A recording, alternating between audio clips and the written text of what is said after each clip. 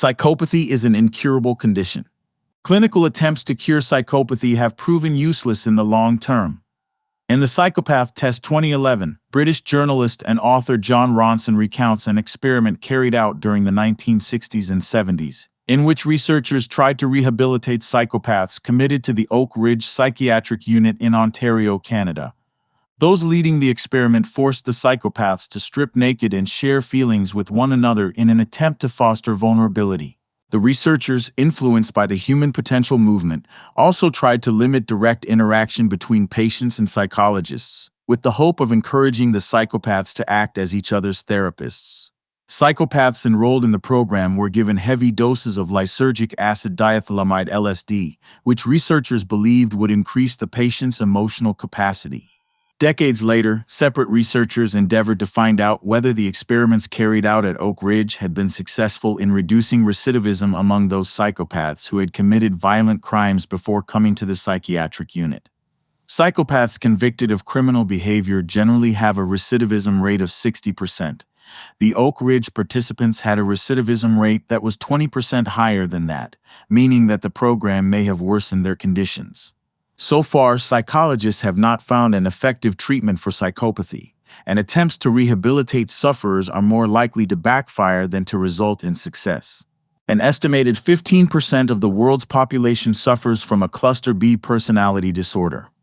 These disorders are lifelong afflictions and cannot be treated. Psychopaths cannot develop a conscience, no matter how accurately they are able to mimic those who possess a sense of right and wrong. Victims of psychopathic abuse should realize that the offending partner will never be capable of change and is not worth any second chances.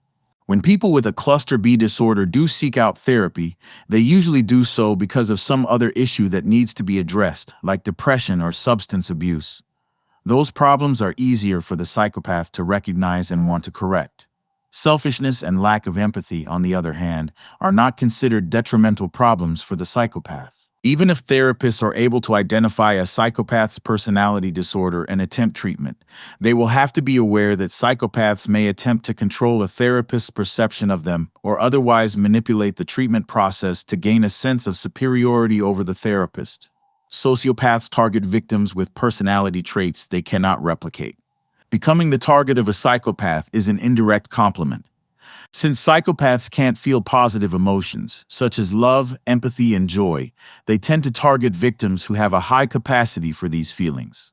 The relationship is ultimately an attempt to destroy what the psychopath cannot reproduce. The more virtuous, confident, and generous a potential victim is, the more attractive a target they become to the psychopath. Since those with narcissistic personality disorder and other cluster B conditions have incredibly high self-esteem, they generally seek victims who are well respected in the community or workplace, or who otherwise have qualities or talents that the psychopath could put to use. For psychopaths, these successful, high-achieving targets typically represent a challenge. Forcing a driven, confident partner to question his or her own abilities becomes proof, in the psychopath's mind, of relative superiority. In contrast, gaining emotional control over someone who typically lacks confidence is boring. Such targets are far less likely to capture the attention or sustain the interest of a sociopath. The psychopath wants victims who will initially resist emotional manipulation. Choosing these victims increases the satisfaction of sociopaths when they are finally able to achieve dominance. By breaking down victims who once had a strong sense of self-assurance, psychopaths are able to prove their perceived supremacy, if only to themselves. A relationship's toxicity can be gauged by comparing the prospective partner to a trusted friend or relative. After a psychopathic relationship ends, a survivor may understandably struggle with trusting future partners. In those situations, a person called a constant can provide survivors with a tool for evaluating potential dates. Constants are dependable and consistently loving people who provide a clearer picture of what a healthy bond looks like. For example, a constant can be someone's mother or a best friend since childhood. The survivor can use the constant as a baseline by which to measure others' behavior. If the constant would not do or say something the partner has done or said, then that may serve as an early warning sign that the relationship is unhealthy. Constants can do more than provide a theoretical comparison for victims looking to evaluate future relationships. They can also be consulted for active feedback. A trusted friend or family member can keep an eye on the survivor of psychopathic abuse during future romantic encounters, for example, and let the survivor know if the new partner is exhibiting any telltale signs of maltreatment and manipulation. If a constant notices abusive behavior in a survivor's new partner, gentle but firm confrontation is often the best way to approach the situation. Expressing concern for victims, without blaming them for the abuse, can encourage them to open up about any concerns they have about a new partner's behavior. In cases where constants verify that physical or emotional abuse is occurring, it may be helpful to directly call out the destructive behavior. Survivors of abuse are sometimes vulnerable to falling for new toxic partners after the breakup. A supportive community can help a survivor navigate the breakup without becoming entangled with yet another psychopath. In healthy relationships, partners do not feel the need to spy on each other. Feeling the need to play detective, however, is generally a sign that a relationship has turned toxic. During identity erosion, a victim may feel the urge to secretly search through the psychopath's belongings and communications. By spying on the psychopath, the victim hopes to find answers for why the relationship has changed so dramatically. If victims find themselves combing through a partner's private life, they should question whether they have felt the urge to do so in previous relationships. If not, then the sudden urge to snoop may be a response to psychopathic abuse. One reason that survivors of psychopathic abuse should avoid spying on the activity of current and potential partners is that doing so can be classed as abusive behavior in and of itself, and later used against the victim. Some partners go so far as to install spyware on the phones of dates and spouses, which allows the paranoid person to track a partner's movements and activities throughout a given day. Such technology might be employed at first to ensure that no infidelity or hypocritical behavior is going on, but monitoring a partner's actions is ultimately an attempt at securing control, and therefore a maladaptive practice that should be avoided at all costs. If allowed to continue, reading a partner's text messages or emails could escalate into a habit of covert monitoring which, if discovered, will undermine or destroy a potentially healthy relationship.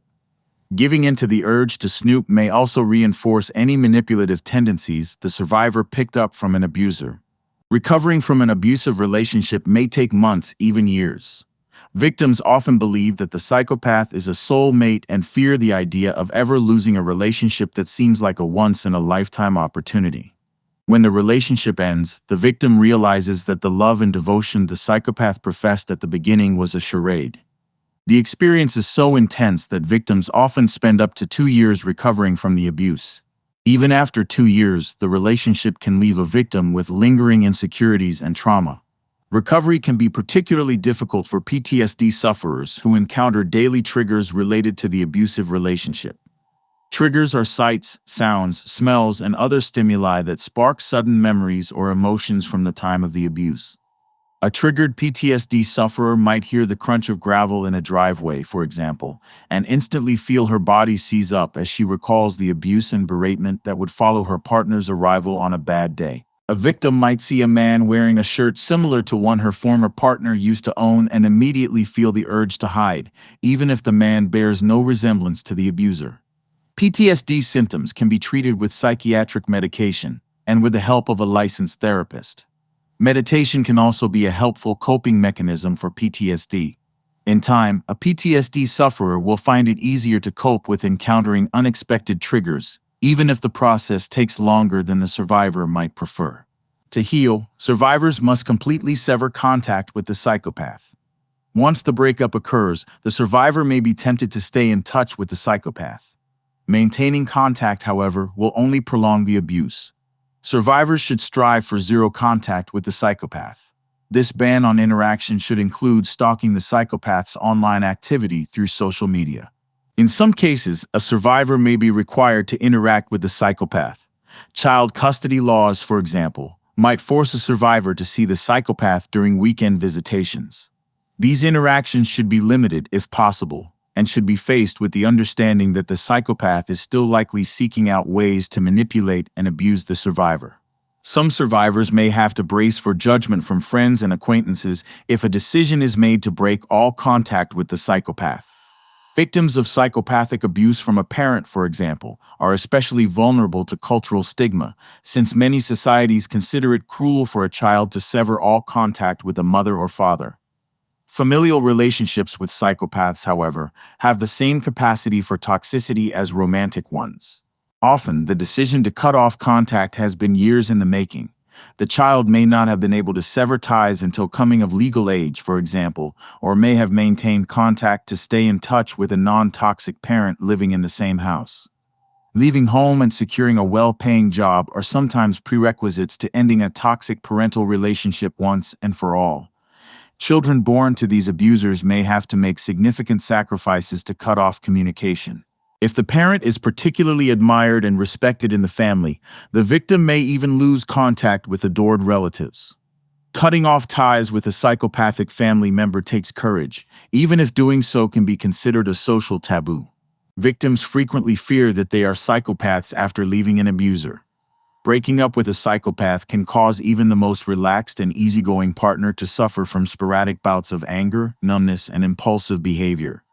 The emotional volatility can make a victim feel broken or heartless, even though such outbursts are a normal reaction to trauma. Since lowered emotional capacity is a trait often found in psychopathy, some victims may worry that they share the same personality defects as their abusers. Few living with cluster B personality disorders, however, even recognize their behavior as maladaptive, much less abusive. If people are truly narcissistic or sociopathic, then they likely won't worry about receiving those diagnoses. If a survivor's fear of being psychopathic persists, visiting a therapist might be worthwhile. A therapist can provide a neutral evaluation of whether a patient is particularly self-centered or exhibits manipulative personality traits. Therapists can also help a patient find more opportunities to focus on others if self-absorption is a consistent concern. Volunteering in a local community, looking for chances to compliment friends, and donating to charities can all serve as opportunities for survivors to provide for others' needs instead of worrying about their own. Survivors can also check with family members and friends to see if selfishness is affecting interpersonal relationships. Simply by asking for feedback, victims show a greater capacity for caring and selfless behavior than narcissists and other psychopathic abusers. This tendency toward altruism and honesty is one that true sociopaths couldn't hope to mimic, or even recognize as something lacking in their relationships. Introspection can improve a survivor's ability to spot toxicity in future partners. Abuse is never the victim's fault, but a victim's attitude or upbringing can increase their risk of maltreatment. Survivors should consider which relationships or experiences, if any, contributed to the emotional weaknesses that the psychopath manipulated. After doing so, the survivor can evaluate which qualities attracted the psychopath and decide which behaviors need to be unlearned. Introspection can help survivors determine why the toxic relationship lasted for as long as it did. A common reason victims remain in toxic relationships, for example, is due to the trauma bonding that can take place as a result of consistent abuse. Trauma bonding refers to the effects of the victim's bodily, hormonal response to the psychopath's abuse. Subsequent affection produces dopamine, a brain chemical that can cause feelings of happiness and well-being. Just as the body can become addicted to drugs like opioids and methamphetamine, it can also become addicted to the dopamine and stress released by abusive behavior. These hormonal surges are so pronounced that they can even cause negative physical symptoms. Some abuse victims develop acne breakouts, migraines, and pains in their joints and limbs that mimic arthritic conditions. Some patients even develop autoimmune disorders as a result of the abuse. After the relationship ends, survivors may realize that they are essentially experiencing withdrawal when they crave the abuser's affection or presence. Recognizing that they are prone to becoming trauma-bonded with abusive partners will make it easier to avoid those who purposefully provoke strong emotional cycles for the sake of flooding the body with both stress and dopamine. Through introspection, victims may be able to identify other relationships in which praise and affection were deployed in a similarly manipulative manner. If the survivors experienced that kind of toxicity from an early age, they may have become more susceptible to it in romantic relationships.